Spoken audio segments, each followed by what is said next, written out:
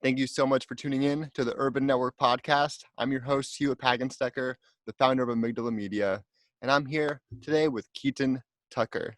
He's the founder of Delta Mike's Pepper Company, and we're here filming this podcast at his beautiful home. Keeton, how are you doing today? I'm pretty good now that the sun's out. Yeah, me too. Oh my God, thank you so much for having us here. You have a gorgeous yard. We just got a wonderful tour of your of like a lot of the pepper farming that you have here. So, that was really enjoyable. Absolutely. Thanks for coming over. Yeah. Can you tell me a little bit about just like the peppers that you grow So over here? absolutely. So right now we've really restricted our growing operations to our main product line that we've got right now, because I wanted to keep this really small and focused on that as I start to learn, as I start to expand out and get my feet wet and actually owning a business. So our main three are cayenne, habaneros, and ghost chili, and I use that for my mild, my medium, and my hot on my product line. So right now we have hot sauce, barbecue sauce, and dry rubs, and we're slowly expanding our recipes out into jams and jellies. And I'm working on a steak sauce, a mustard recipe, and a few others. But right now we've kept it really limited to those three peppers. I've got a couple of ornamental peppers called Bolivian rainbow peppers that I'm really happy about. I've been trying to get those for 3 years and finally got them. And next year we'll be selling seedlings. So we'll be growing a whole wide variety, all the in heat scale, all the way from bell peppers to Carolina Reapers, to be able to sell them as well. Excellent. And what products, like what's the array of products that you make with these peppers? So right now, like I said, we've got that main flagship product line of hot sauce, barbecue sauce, and dry rubs. That's really a lot of market testing and seeing what people like. Like I said, I'm working on a steak sauce recipe to take out A1. I don't like A1 sauce, so I want to create a better one. I'm just working on the scalability of that. Mustard recipe. Kata's in charge of jams and jellies, so she does habanero and jalapeno right now, but there's always, a bunch of different fruits we're looking at incorporating, and there's never-ending product line with this. Peppers are something, there's a reason why I named it the Pepper Company, because I can delve into every single product I can inject peppers into, including the live plants, the seeds, the fresh peppers, and eventually I want to get into distilled spirits. I want to get into beers. I want to get in cheese. Like everything I can put peppers into, I want to put peppers in. Excellent. So you co-founded this with your girlfriend, Kata, right? Mm-hmm. Tell me about like what inspired you both to start this business. Honestly, a lot of it was her inspiring me, because in 2019 we met, we started dating, and I was already really heavily into peppers and just growing them. I had 50 in my backyard at that point in time, and we living separately. I was up in Vancouver, and she would come over all the time, and I would try different dry rubs, I really wanted to make a barbecue sauce from scratch, and that took me about 1.5 years to start out that process, from just delving into how to make a barbecue sauce, but then how to get it all the way from scratch and how to scale it. So one night we were talking about it. She tried my barbecue sauce, she tried my dry rubs, and it was do we think we have a product that's worth taking to the market, actually bringing it out to the public? And her response was abso-fucking-lutely. So it just exploded from there. Excellent. So how long were you actually like farming peppers, or how long have you been farming peppers prior to starting this business? 2018 was the first year I grew peppers by myself. I started out with 6 plants. I had 2 jalapenos, 2 habaneros, and a ghost chili plant, and a bell pepper plant. And I was living in a townhome in Happy Valley, and these were literally just in containers on my deck. I just had them on the railing on the deck. And once I saw the difference between homegrown peppers that I grew myself and what's available at the grocery stores, I knew there was something there. Like the sheer dramatic difference in the flavor, the quality, the actual pepper you get is mind-blowing. Next year, I had 50 plants. The year after, in 2020, I had 252 plants.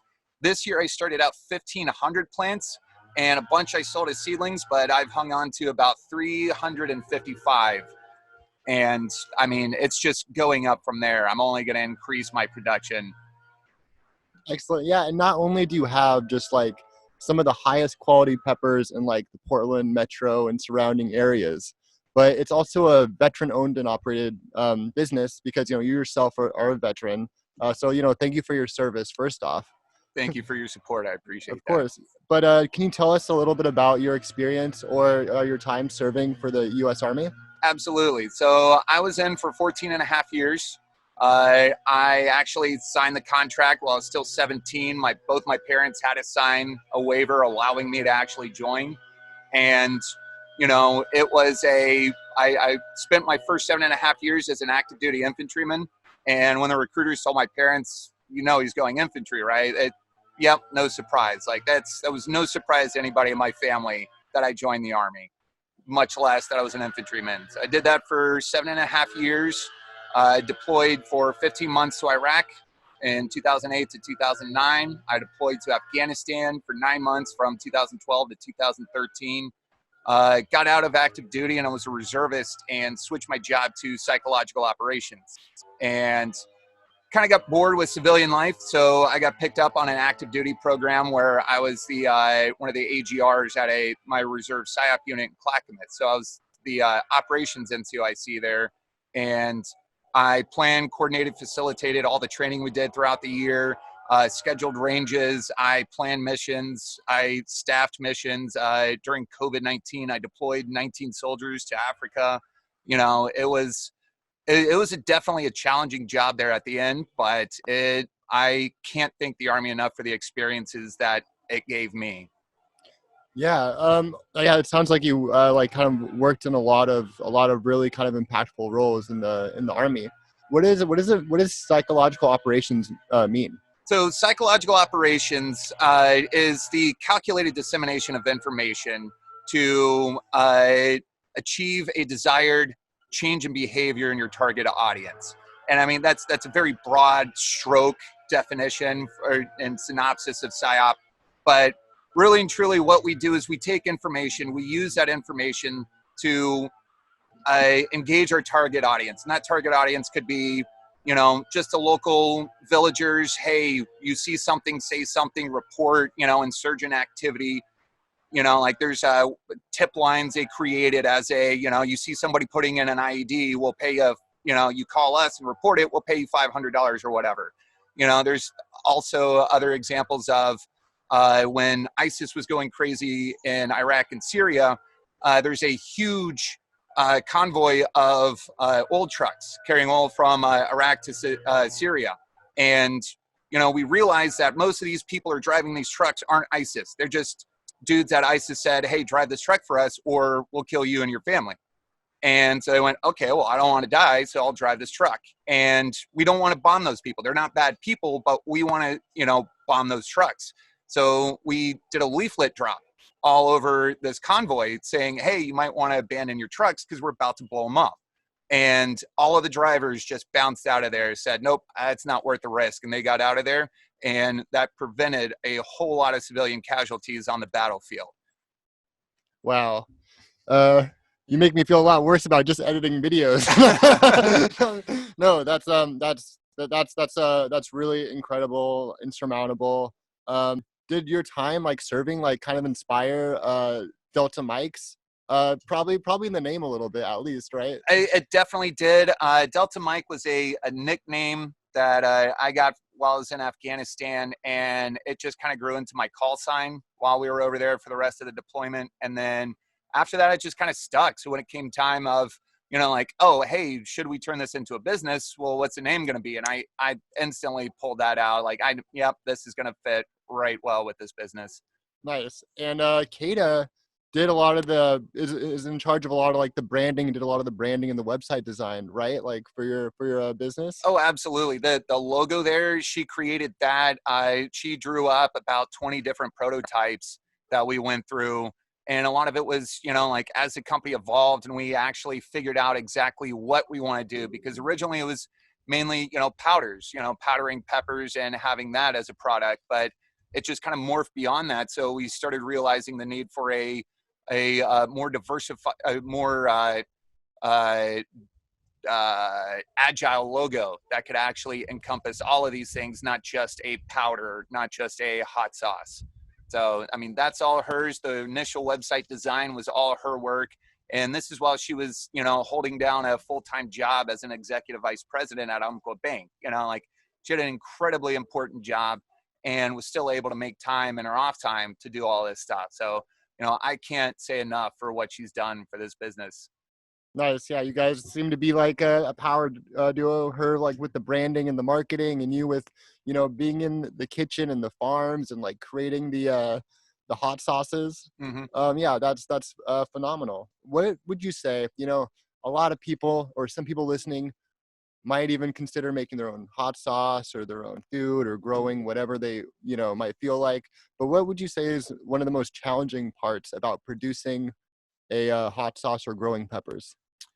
I would say sticking with it and staying very, very, very committed to it. And a lot of that is a known internal struggle.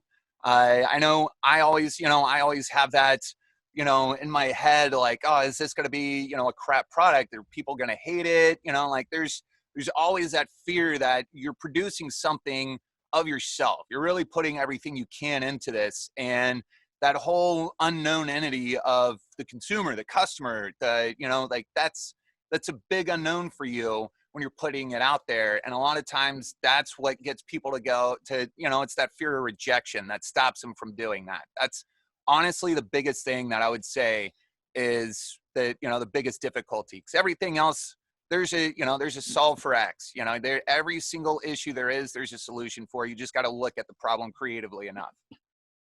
Yeah, I think people's their fear of being like rejected or not accepted or not putting out like a perfect product is honestly one of the first things that stop people from like even trying, or they'll get one bad, review or feedback on something and then they'll want to quit, It's like me putting out this podcast, right? It's like I was definitely scared of like, okay, am I going to be a good interviewer, right? Am I going to put out some good content? Yeah. Some of the thinking like, why, I don't know. It's just, I think that's something that's universal, but hey, if you're listening to this, just do it. Who cares what other people think? If it's something you're passionate about, whether it's growing peppers, whether it's making videos, whether it's writing poetry, just get out there and do it. Absolutely. Don't listen to that imposter syndrome, that fear of rejection, that everybody's going to have critics that are going to go. I mean, I've had people that are like, well, I don't like molasses in my barbecue sauce. And I'm like, well, I appreciate that consideration, but I use molasses in my barbecue sauce. So if you don't like it, there's plenty other great hot sauces out there, more power to you. But, I'm not going to change my entire recipe that I spent a year and a half working on because a person doesn't like molasses in their barbecue sauce. You can't cater to everybody. I mean, if it's your barbecue sauce and your company, you got to cater to your own taste buds because that's what Yeah, and that's definitely something I've had to adjust fire on a little bit because heat, everything obviously encompasses heat with our products. So heat's a very relative and subjective thing there, and you build a tolerance to it. Like as we saw earlier, you had one of my cayennes and you were already hiccuping. It was, but like, it was so funny. So before we started this podcast, we filmed a vlog touring the his yard, which you guys should definitely check out if you haven't. And I was like, I kind of want to try one of your peppers. He's like, let's do it. Let's start out with these. They were cayennes? Cayennes, Cayennes. And you're like, yeah, my 9-year-old could handle this stuff easy. And then I'm like, great, I ate the whole thing and I just start sweating and hiccuping. And I'm like, play it cool. But it was still just like so delicious and such like a unique and like full flavor. I really definitely appreciated the quality of the peppers, and that's probably a really big benefit to having kind of a smaller scale operation and just starting from just like putting all that care into these like select plants. Exactly. And I mean, I've had people ask me, why don't you source peppers for your sauces? Why are you putting all that effort into growing them? I immediately have to stop them because you don't realize the difference in quality you get. You really don't. I mean, I go to the Safeway up the road and habaneros are $10 a pound. And they're the most pathetic looking habaneros I have ever seen in my life. They're very thin, pale, translucent walls. It's garbage. And if I source them, I can't verify the quality. Every single plant in my yard, every single plant I have here, other than that banana pepper plant, I started myself from seed. That banana pepper plant I bought earlier in the season to compare it to my own plants as a seedling. And it was it was from a Home Depot. It wasn't really that good looking. And it was the best they had there. And all of mine were already twice as big as it, so that's the only one I've got here that I didn't start from seed. Everything else I grew myself. I've put in every bit of work into, and that's honestly pretty phenomenal. Like, I love that. Yeah, it's a gorgeous plant. It's like I'm looking at it now. I'm like, okay, so that's what those are supposed to look like. Yeah, yeah. So what can you tell us about maybe some, or if you can, like some unique flavor or ingredient combinations that you might use in some of your sauces? Oh man, this is the part I love about it, because it's a free empty canvas. It's just a blank slate. I get to do whatever I want. And there's a lot of peppers out there. There's 54,000 different varieties at least of peppers. And most of them have a very unique flavor profile to them. So there's a lot of Peruvian species that are, or Peruvian varieties, I should say, that have a very fruity flavor to them. I mean, one's called the ají pineapple, and it rates about the same heat as a cayenne, but it's got a very pineapple-y flavor to it. There's one called the ají lemon, same thing as the name would suggest, has a very lemony flavor to it. There's one called the Madame Jeanette that's supposed to have the same heat as a habanero, but a completely different flavor profile to it. There's ones called the Trinidad perfume pepper that has the same flavor profile as a habanero, but none of the heat of a habanero. So instantly that opens up to people that can't handle heat but want to have that flavor. I can bring something to them. So I'm looking at what can I combine that ají pineapple with? What jam or jelly can I use that at? What fruit can I pair that in to pull out all those flavors? And that's the awesome part about this, is I just get to play around and make stuff that tastes amazing, like amazing, and just continue cooking food with it. Like, that's awesome. I love that. The best part of this is just trying out new recipes. And if it doesn't work out that first time, that's okay. It gives me something to go off of and adjust fire on and go, well, maybe that's the right pepper to pair with it. Or maybe I should try this fruit. Maybe I should, there's so many different combinations. And I'm really excited over the next years to start expanding out into all of those different products. That sounds like such a fun process. I want to get into hot sauce making. It's absolutely fun. Like, yeah. you seriously try it. It's awesome. Yeah, and so we actually have some hot sauce and jam here. Hey, Ellie, would you mind getting some of this stuff from the table? Shout out to Ellie; she's behind the scenes helping with some of the camera work. And Mike actually brought some pita chips. And what is this? That is habanero jam. Habanero jam. This is my cayenne hot sauce. Nice. Okay. Do you want some? I'm gonna try some of this jam. I don't know why I'm trying. I hope you guys like listening to people eating on podcasts.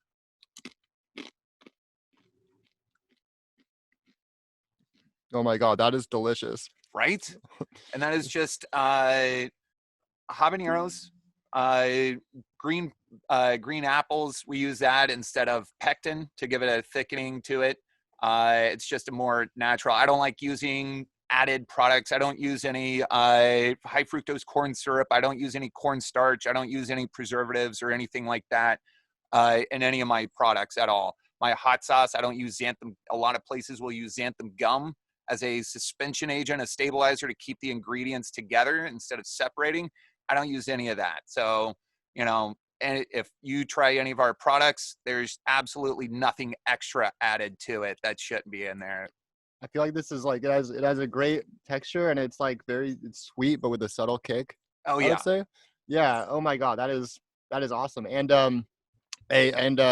your girlfriend's in charge, Kata. She's in charge of the jam department, right? Yeah, that's all her department. I've tried to kind of step in there and help with production, not even a creation, just production. And I very quickly get, no, stay back. This is my lane. Stay in your lane. Nice. Well, she's doing a phenomenal job with this jam, and probably her other jams as well.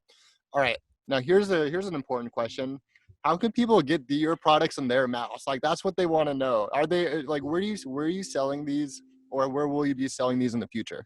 So for the fall, we will be strictly e-commerce on our website. It's www.deltamikes.com. That is DELTAMIKES.com. I'm working right now on rebuilding the shopping page, so that's not currently up, but it will be up by the end of the day tomorrow. And throughout the summer, we've been selling at farmers markets. We were at the Estacada Farmers Market, the Westland Farmers Market, and Wilsonville. And next year, we plan on being in even more farmers markets. I mean, as many as I can fill my schedule up with. So I definitely keep an eye out on our website. Also, you can find us on Facebook at Delta Mikes. Same thing with Instagram at Delta Mikes. We're on all those social medias, and all the links to those are also on our website. Nice. And all the links to those are also in the description. Look at the description of the YouTube video, of the podcast description. You'll see links to all their website and social media channels. And also what I think is going to be important too, if you really want to stay up to date and get these hot sauces and other products while they're available, is go to his website and fill out your email. You have like an email contact submission absolutely, thing. yeah. Yeah, and then so they'll be a part of your newsletter, I'm guessing. Yep, absolutely. Yeah, so that's something you could do to try this phenomenal, delicious jam and other various hot sauces and products too. Yeah, Keeton, thank you so much for coming on the podcast today. I really appreciate it. Absolutely. Thanks for having me, and thanks for coming over. And is there anything else actually that you might want to say? Anything we missed? Just want to check in really quick. No, that's about it. Great. Okay. Well, oh my God, you know, it was actually really kind of special. I had a great time coming here and filming this podcast, taking a tour of your yard and your grow operation. It's been phenomenal. So thanks again. And everybody, thank you for listening. Have a wonderful day.